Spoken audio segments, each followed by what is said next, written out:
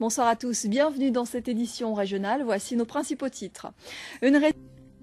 Et pour en parler, nous recevons ce soir sur ce plateau André Atay, régional.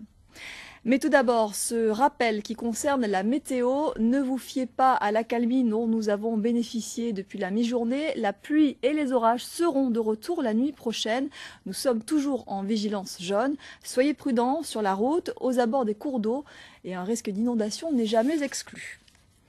La résidence Rivière Blanche à Bize-d'Arrée-Gourbert attend ses locataires depuis novembre 2010. Pour la Seine-Samar, la principale cause est liée au problème de raccordement en eau potable. Mais du côté du fermier, la communauté de communes du Sud-Basse-Terre, c'est le document attestant de la conformité de la station d'épuration qui ferait défaut. Thierry Philippe. C'est de nouveau la colère du côté des bouchers. Ce matin, ils étaient nombreux à s'impatienter devant l'abattoir du Moule. Ils déplorent la présence depuis jeudi dernier de déchets d'animaux et un mauvais fonctionnement de l'établissement.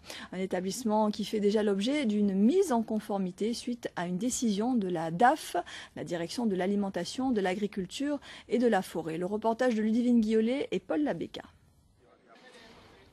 Menace de boycott sur le jury du bac, les enseignants-chercheurs sont remontés. D'ailleurs, la prochaine rentrée universitaire est également remise en cause à la faculté des sciences.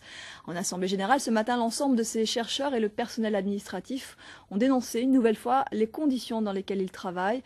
Les nouveaux bâtiments abritant les unités de recherche et les salles de travaux pratiques n'ont toujours pas été livrés. Eric Schimpfling s'est rendu sur place. Les infrastructures sont au cœur de ce problème. Le nouveau bâtiment de recherche qui devait être livré il y a 2 ans n'est toujours pas achevé. Du coup, les enseignants-chercheurs sont contraints de travailler dans des conditions qu'ils jugent déplorables. On retrouve Eric Schimpfling.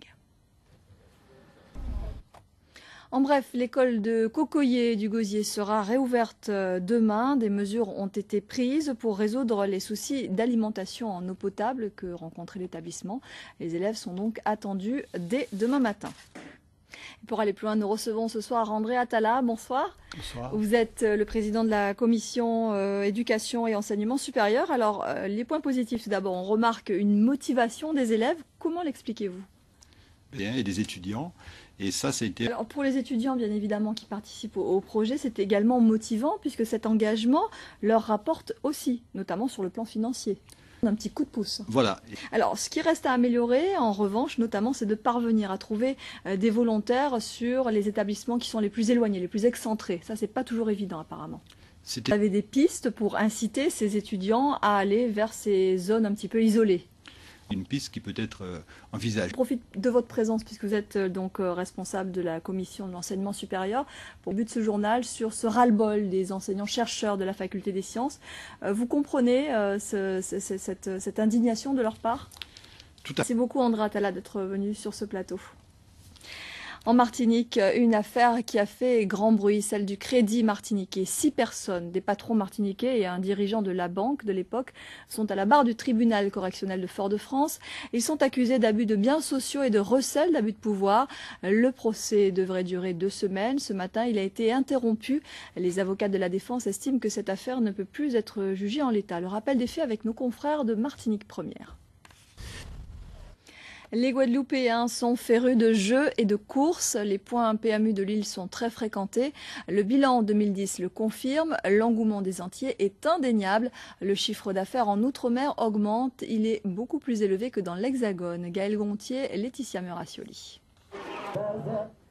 Et du sport avec le football. Hier après-midi, les clubs de la promotion Honneur Régional ont disputé leur 26e et dernière journée de championnat. Le champion de cette division, le Racing Club de Basse-Terre, recevait à Gourbert l'AS Gosier. Et les Gosiériens l'ont emporté 3-0. Reportage Luc Archimède, Philippe Grenier. Gosier, donc, il emporte sur Basse-Terre 3-2. Cyclisme maintenant avec ce portrait d'un jeune espoir, Kenny Darmin. Il a terminé 3e du Grand Prix du Conseil Général. Il est licencié à l'Excelsior de Bémao. Robert Gaspard dépeint une véritable métamorphose d'un sans grade du peloton qui débute sa saison en fanfare, ce qui justifie ce focus sur ce jeune en devenir. Le reportage de Robert Gaspard. Voilà, c'est la fin de cette édition. Merci à vous de nous avoir suivis. Juste après la météo, à 20h10, votre magazine Enquête d'infos présenté par Laura Séné. Ce soir, notamment, une immersion dans le monde du jeu, celui du poker en particulier. Puis également, un crash d'avion qui n'a jamais été résolu, celui de 1962. 21h05, un téléfilm, L'Embrasement. Et puis à 22h25, votre magazine Couleur Sport. Demain à 13h, vous retrouverez Laura Séné. Nous, on se donne rendez-vous à 19h30. Passez une très belle soirée sur Guadeloupe Première.